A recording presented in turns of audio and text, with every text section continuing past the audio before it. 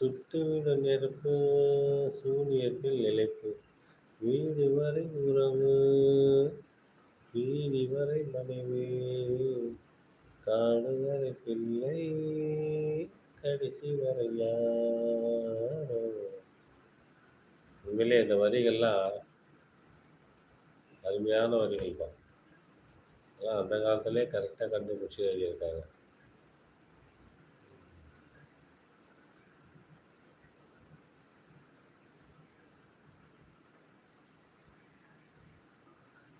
அதெல்லாம் உண்மையான இது பாரு.